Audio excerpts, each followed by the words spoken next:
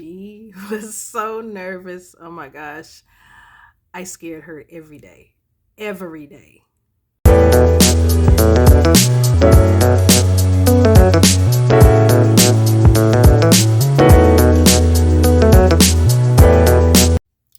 Hello again. I am back, and this is January 24th, 2024. I am closer, closer, closer. We are on day, I want to say 43. I think it's 43. Again, I'm going to have it here. I think it's 43 out of 55 days. Yeah. So, in case you don't know, I am doing a birthday countdown. I will be 55 soon, and I am doing 55 days of videos leading up to my 55th birthday. So, I'm talking about different things that I remember in my life and just taking a trip down memory lane. So, if you care to join me, you can. If not, see you later. Now, I don't remember my 24th year. I don't remember a lot of things about that year. I may remember some things that happened, but I don't remember like if it happened while I was 24. Um, Day 43. I don't even remember anything significant when I was 43 years old. So, what I'm going to do, I'm going to put the two numbers together 24. This is January 24th.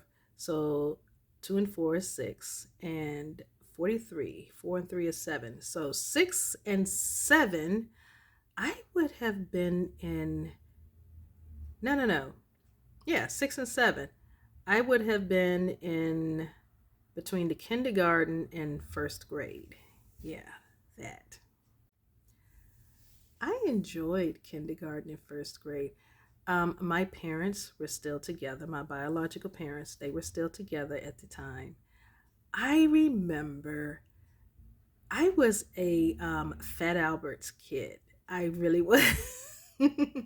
Not that I was a fat kid, but I was a big fan of the Fat Albert's cartoon. That was my favorite cartoon.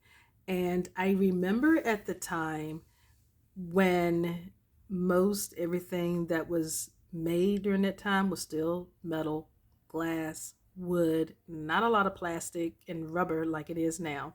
So my lunchbox was metal. And I remember it was the background was white. It had the Fat Albert Kids on there, and it was trimmed in orange. And I remember the thermos. The thermos had a white top. Um, well, the cap was white, and yeah, and had a picture of Fat Albert on there. I remember that, and I remembered every day I had to have fried bologna. I had to have a fried bologna sandwich, tomato soup in my thermos, and sometimes mama or my dad would pack me some grapes or oranges already peeled, sometimes crackers, pudding, although I liked pudding, but I wasn't really crazy about the texture. Animal crackers. I loved my animal crackers because I didn't like a lot of sweet. Now, they would also give me money or give the teacher money so she could make sure that I got some milk. Other than that, that was my lunch every day. That was my lunch. Like literally, I didn't want anything else but fried bologna. That's just the way I was. I didn't even live in the city at the time. I lived out in the county. And so I was used to country living, and that's what you pretty much ate. Bologna, most everybody loved bologna, steak. I also remember they used to call bologna a poor man's steak because you could buy it by the log then, and we used to always get it by the log because my mother, she liked it sliced thin. My daddy liked it thick. He was a true country boy. It had to be thick. And that's what they called poor man's steak because it would be so thick. And when you fried it, yeah. was a wonderful situation. But I had to have that every day. So one day my dad decided to fix my lunch, and it was very unexpected because he would not allow me to open it up until I got to school. So imagine my surprise. Y'all, when I opened it up, there was this big old piece of chicken, fried chicken. Now, any other person would love fried chicken, but me, because I am a very routine person, I don't mind change, but when I want something, that's what I want. I just wanted my fried bologna. That's it. That's what I wanted for lunch. I did not want it to change. And he decided he was going to do something special and different. I just looked at it. I ate it because I'm a country girl and I do not waste food. I do not turn down food. So I ate it. I ate it. It's not what I wanted. And it was good. It was because my daddy could throw down. Oh my God, y'all. He was a country boy and he was a chef. And so, yeah, he was a professional chef. And my mother, she catered. And so I had good food all the time. But when I got home from school and he got home from work, he asked me, how did I like my lunch? I said, Daddy, we need to talk. I said, we need to talk, sir. So he said, what was wrong with it? I said, I wasn't expecting it.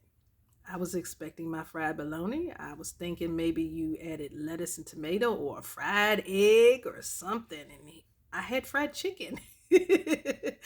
So yeah, that that was the thing. Yeah.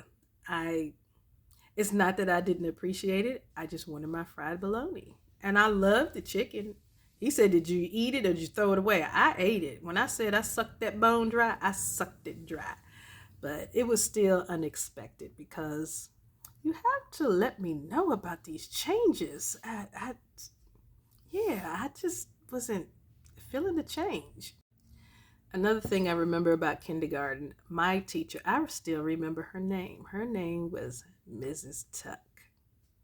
I remember. I thought she was a pretty lady.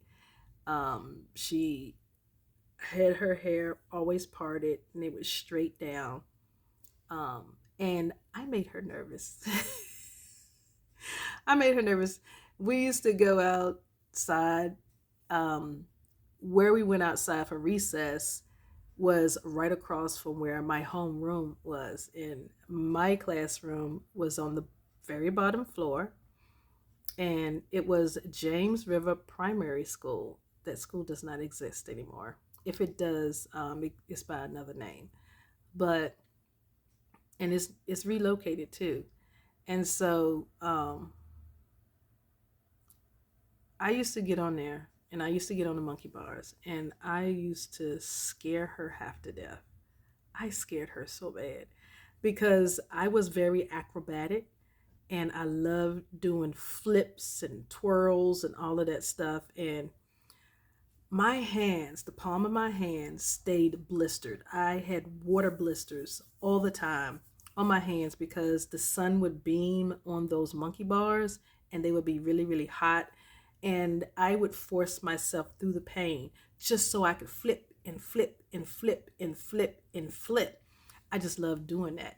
And it made her so nervous because I was a girl. And this was in the early 70s, the very early 70s.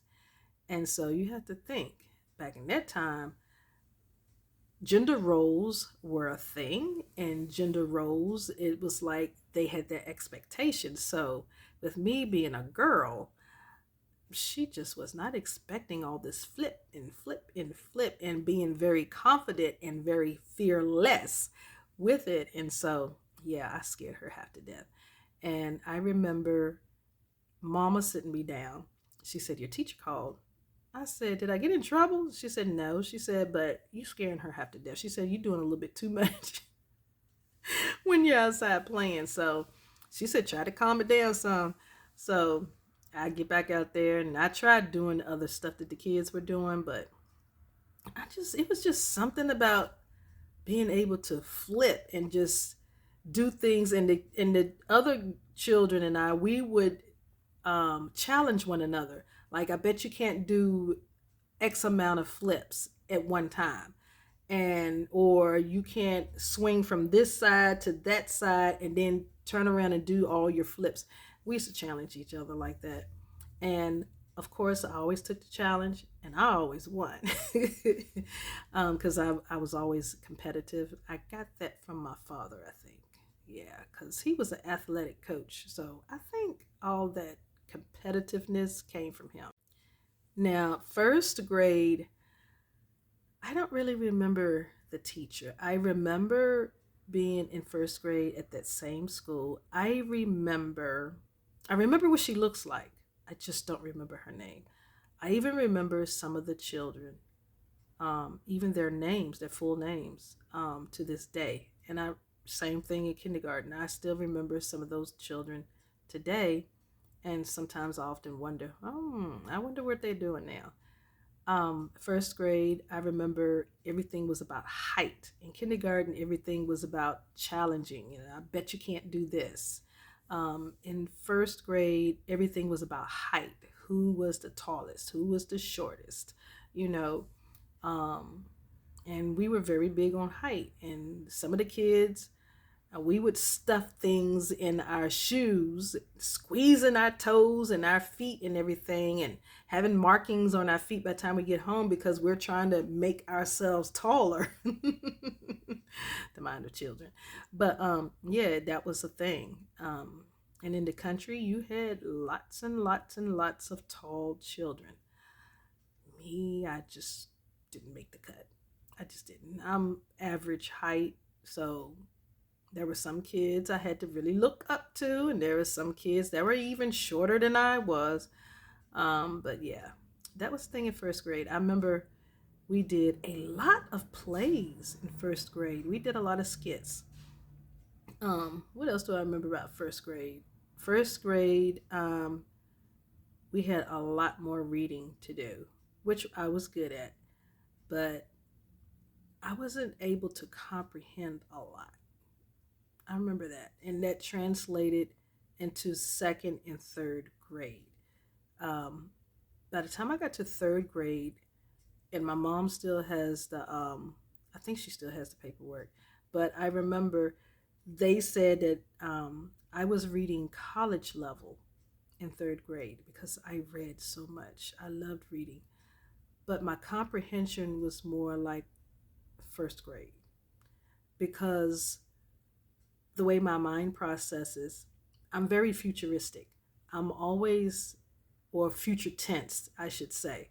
I'm very future tense, where I think about what's going to happen. I do a lot of predictions and I forecast what's going to happen at the end of the story, but I continue reading to see if my predictions were right.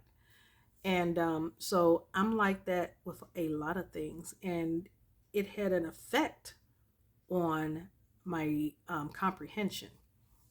And so, anyway, when I got to third grade, I had to have some help with that. So, yeah.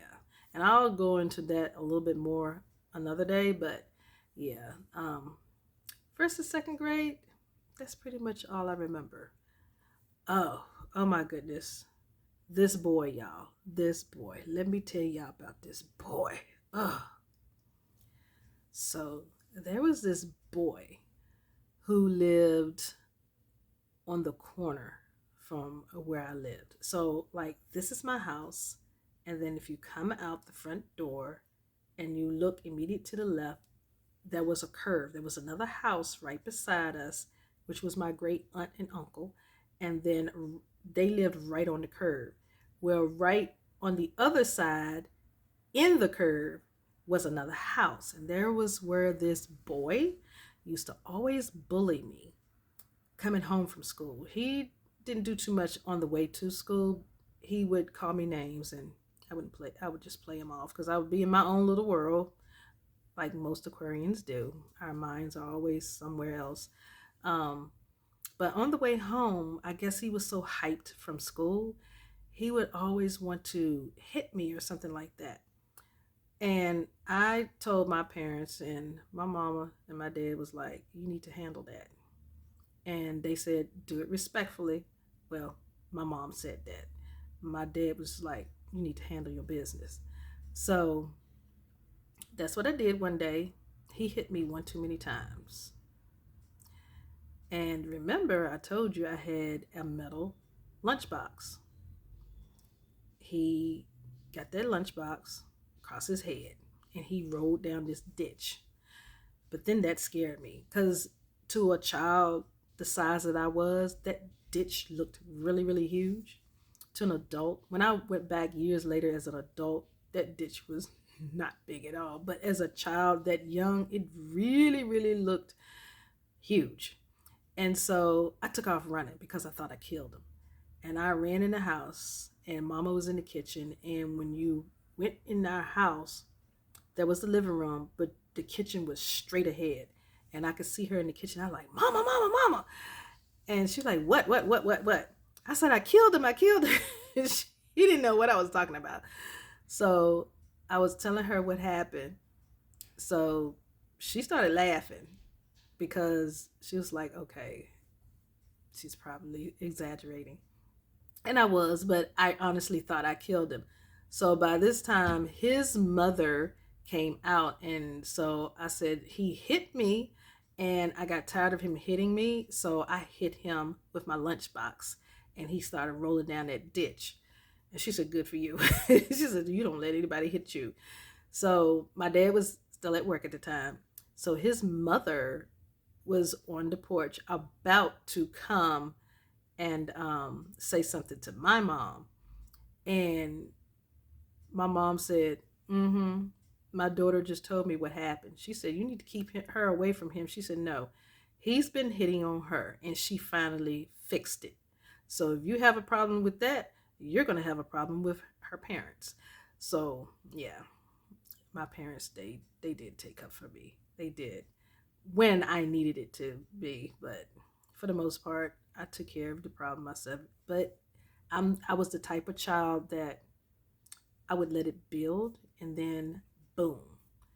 And they taught me, especially my mother, my grandparents actually, but my mother taught me, she said, "No, when something happens, depending on that person, you handle it right then and right there.